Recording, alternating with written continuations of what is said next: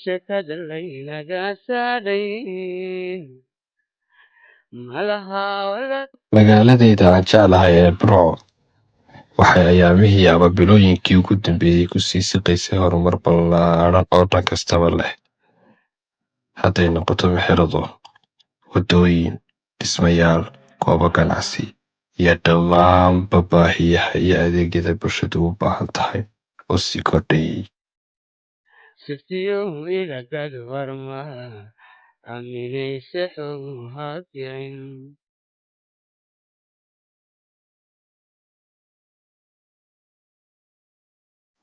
Saadaasha iyo horumarka magaalada Burco haddii ay sidan ku sii socoto waxaa la moodaa ama ayba u eg tahay ama ayba noqon doontaa inay wax la qaybsanayso dhammaanba magaalooyinka kale ee dalka ka jira.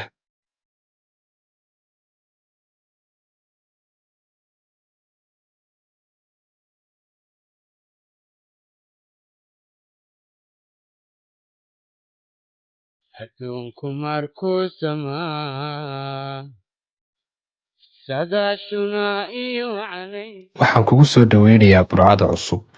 Waxaan kugu soo dhaweynayaa burcadan horumartay. Waxaan kugu soo dhaweynayaa burcadaan hantii hore. Waxaan kugu soo dhaweynayaa burco jecel dadkeeda iyo dalkeedaba. sadaashuna iyo calay adigoon cidna ilaasimayn watad bogaygu siiday Burco weli uma eka sidii aanu rabnay.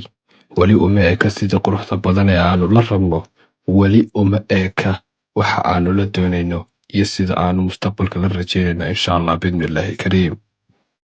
Waxaanu rajaynaynaa meel qurxoon, sidan ka qurxoon, ka sii qurxoon, in badan oo badan oo badan oo badanna ay indhihiinnu jeclaysan doonaan. saladyan wada saxniyo maxaa samey Halkani waa burcada cusub iyo burcada aanu rajayn doono insha Allah mustaqbalka inay u ekaato mid nagu soo hirto noqotana goob u dhaxaysa ka dhaxaysa una dhaxaysa dadka iyo danta iyo dowladda Somaliland. Gacmo furan iyo qalbi furan ku soo dhawaada. sirtiyo ilagad warmaha dabadeed